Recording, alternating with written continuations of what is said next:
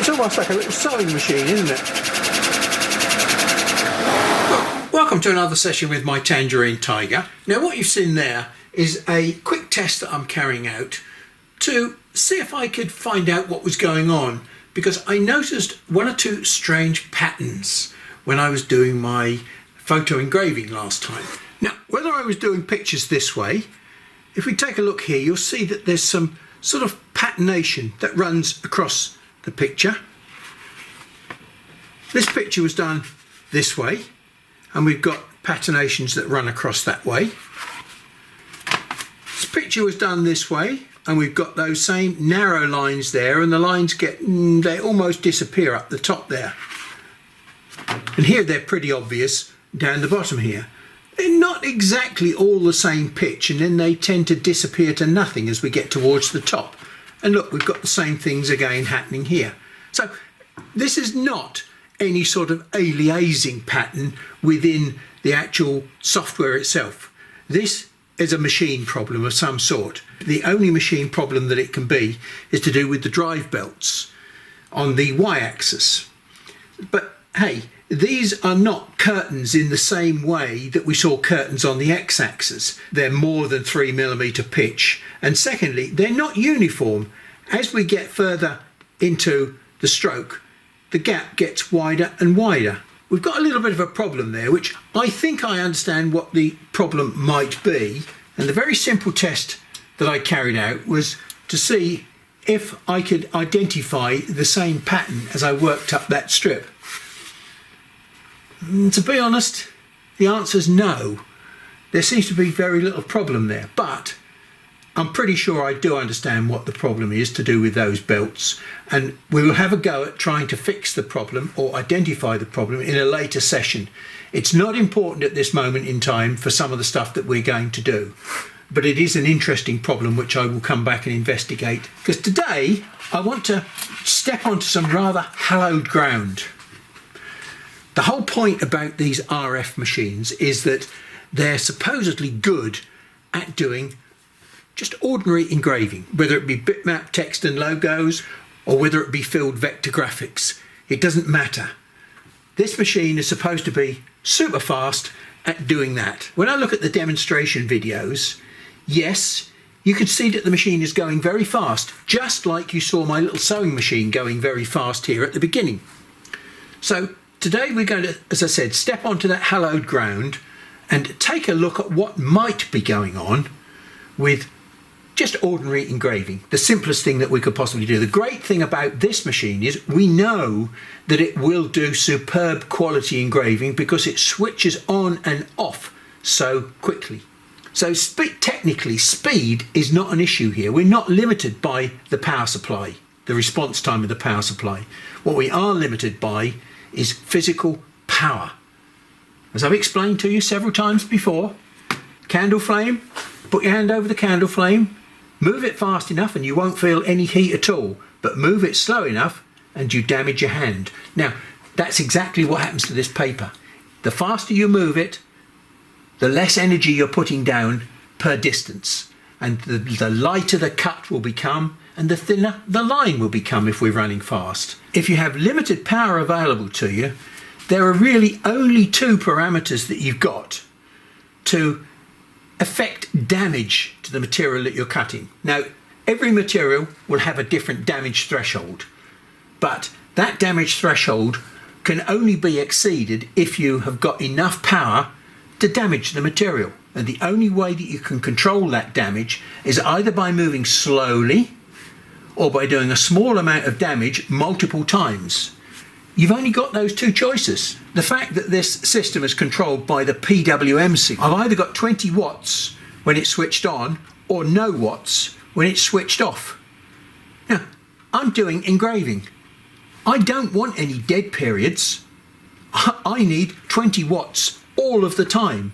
So I've got to set this onto basically 100% power, which basically means I'm not going to have any of these. I'm going to have a straight line of 20 watts continuously. So there is no point in having a PWM controlled machine when you're doing engraving. The machine will switch off at any black-white interface instantly and quickly, regardless of the PWM signal. That immediately asks the question, what's so fantastic about RF technology? As I mentioned to you when we were comparing the RF and the glass tube system, RF radio frequency is only a different means by which we're producing the laser beam itself. This control system here, the PWM control system, seems to be unique, but it doesn't seem to be a positive advantage. Yes, you've got power control, but it's not really power control, because every time you turn the machine on, you're putting out the same level of power. It's just that on average, which we're not worried about because we don't do average damage. We might use average heat if we were doing welding or something like that, but when we come to damaging material, every time the pulse is on at 20 watts, it's doing 20 watts worth of damage. Just because it's on for 50% of the time doesn't mean to say it's doing 10 watts worth of damage. That's the puzzling thing that I can't understand about this technology. It's basically constant current technology diluted by PWM. Am I being naive about this? For our first test, we're going to carry out one of the party pieces that you'll see the RF laser performing at any exhibition that you go to. The Aztec calendar. Huge amount of detail on there. So I'm going to run this at 1000 millimeters a second, 100% power. It really doesn't matter what the frequency is because it's not going to come into play. And we're going to use my standard pitch of 0.1, which is roughly going to be the thickness of the lines that I can produce. Remember the candle? I'm not expecting a great deal of damage to take place at that sort of speed and that amount of power.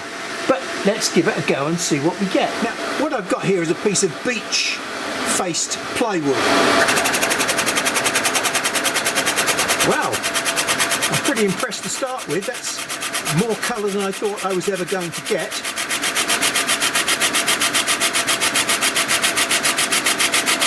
And that's 1000 millimeters a second. Okay, so I am impressed by that. We've found a party trick that it can perform well at. But it is playing to the strengths of this machine, which is an extremely fast switching capability. The colour is something I wasn't expecting. And that took 2 minutes 34. So that's pretty good going. I'll have to say, for the first time, I am impressed with something this machine can do. This is a picture I borrowed off of Wikipedia. Consider that against the size of my hand. You can see that some of this detail in here is very, very fine. I mean, look at the incredible detail on there, considering the size, the relative size of my finger. Now, I'll have to give this 10 out of 10 for the moment. I'm very impressed with that. Well, bearing in mind it was around about, if I remember, 2 minutes 30 something or other.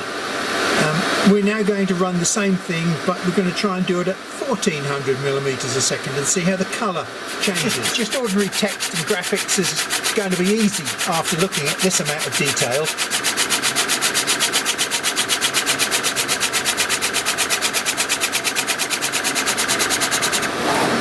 minutes 33, which is about the same. So really, speed didn't make a great deal of difference because in running faster, we've got a longer overtrack. Impressive 1400? Yes. But 1000 gives me a deeper colour, as you would expect.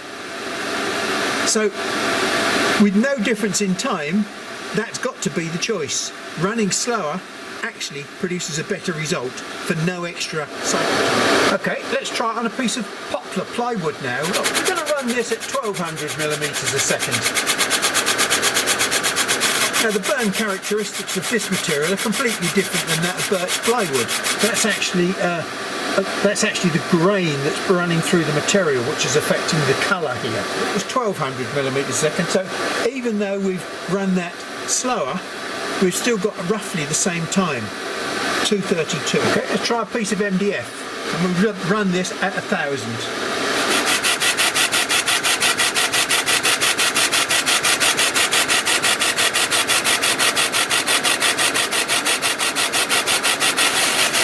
So yes, it's doing a remarkable job on MDF. I have to say I'm impressed at how far 20 watts is going. See, that was 2 minutes 34. We're running slower, but it's not taking any longer.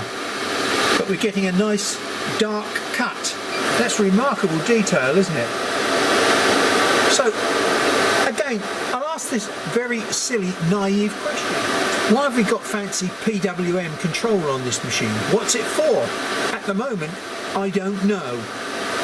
Because we're running this without any PWM at all. We're running it at 100%, like a CW, like a constant power machine. The only thing that we've got is this remarkably fast switching speed, which is producing amazing results. I mean, I've got this machine up to 1400 millimeters a second scanning, and look, it's doing a fantastic job. I've got a slate coaster here. I'm not changing any of the settings at all. 1000 millimeters a second directly on the slate.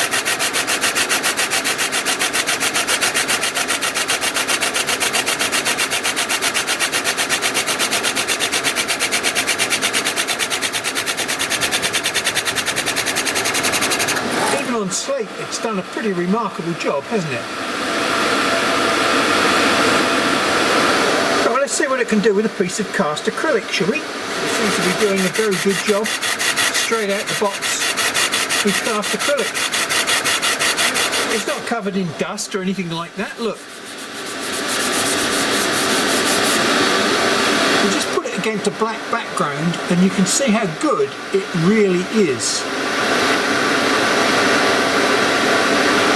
Not only is it a nice white colour that hasn't produced all sorts of fumes everywhere, it's absolutely stunning detail, all down to the response time of the switching of the beam. So we found the major strength of this machine at last, but just bear in mind we've tried all these materials, we've not changed any of the settings, we've not used the PWM, we've just thrown stuff at the machine. I'm pretty impressed with this aspect of its capability. We're now trying a different sort of engraving. What you saw me doing before was what I call drawing or normal engraving. There are two other sorts of engraving. One of them is an architectural technique called relieve, which basically is almost like 3D engraving, where you, all the white, for instance, in that picture, or all the background in that picture will be etched away, and it will leave the black lines on the surface. So the black lines will be white and the background will be relieved away. And that's one technique. This technique that I'm experimenting with here is a slightly different technique. It's a printing technique and it's called Intaglio. Now, basically Intaglio is where you make a wooden pattern like this, or a pattern like this, and you size the lines into the pattern deep enough so that they will hold ink. And the idea is you put your paper over the top then and put a roller on top and lift the ink out of the grooves. So you're basically incising deep grooves into your material. I'm achieving that in this instance by slowing the job down. That's the only way I can get more power into this job. Either slow it down or add more lines so that I overburn. Now I'd much rather slow it down and go over the job once than do multiple burns, but we will compare the two. So I've reduced this to 500 millimeters a second instead of 1000 millimeters a second, and it's looking pretty good and clean. Yeah, there is some depth to that, but not very much. Let me try the same thing again, but this time I'll run it at 250. So it's going to take 4 times as long. This is now going to produce a lot deeper burn. I'm going to produce more smoke, and I hope I'm not going to brown the surface too much. I am using my compound lens here, so it's producing a very, very fine burn line.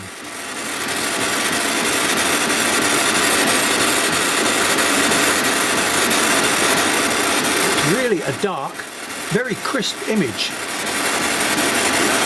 I'm again quite staggered and amazed at what we're actually capable of doing here. Now, when I was doing this at 1,000 millimeters a second, you will remember that I think it took 2 minutes 30 roughly. But if you take a look now, you'll see that the amount of over travel is almost nil. So, whereas you would expect, because I'm running at a quarter the speed, it might take 4 times as long, I suspect it won't take, what, 2:30 will be 10 minutes? 5 minutes 47. We've dropped the speed to a quarter, and we've only about 2 1/4 times increased the cycle time. And yes, we've definitely got some depth to that now. So we'll see whether we can run even slower now and get a deeper cut. We'll drop it down to 125 millimeters a second. I haven't got my extraction set up on here at the moment because I didn't think I'd need it, but yeah, it does need some extraction. Now, this is 1/8 of the speed that we started off with at 1,000 millimeters a second. And at 1,000 millimeters a second, we were doing 2 minutes 30, 2 minutes 34, I think. So therefore, at 1/8 of the speed, you would say, well, it's going to take 8 times longer. Instead of 2 minutes 30, it's going to be nearly 20 minutes. Well, the more I watch this thing work like this, the more I'm becoming impressed by it. Okay, it didn't do what I originally planned to do, which was my photo engraving, which was the dream that I had, fast photo engraving, but hey, this is doing an absolutely marvellous job of some other things. There's a lot of depth in those grooves now. Double that time would be, what, 10, 11, nearly 12 minutes. And this one took 10 minutes 50. I'm extremely impressed by that. I'm going to do the same thing again, but this time I'm going to run it, instead of single lines, I'm going to run at 1,000 millimeters a second and quarter the line spacing. In other words, I'm going to put down a 0.025 line spacing. Now, I think you can immediately see that by burning over the same spot 4 times, we're not producing such a clean image. We're getting that browning effect. Let's see what happens if we change it to 3 times.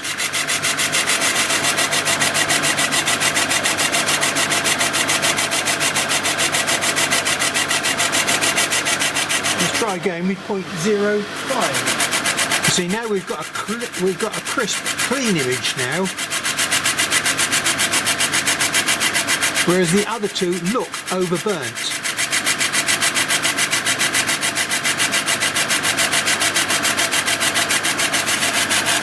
So I'll let this one go to halfway and work out roughly what the time is.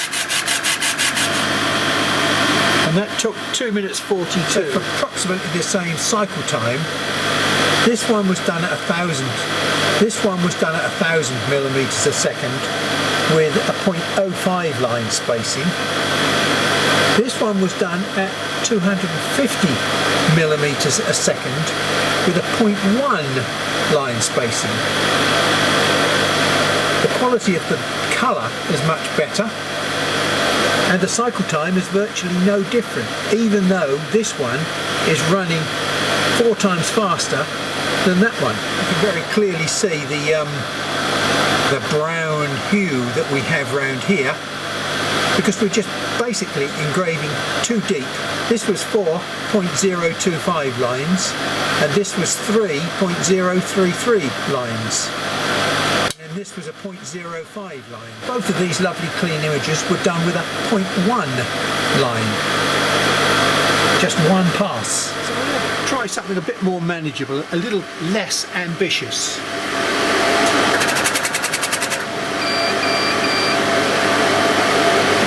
Now we're going to do exactly the opposite. Now, I haven't put that in very deep, but I mean, that is pretty good, isn't it? Now, there is no relief on there at the moment.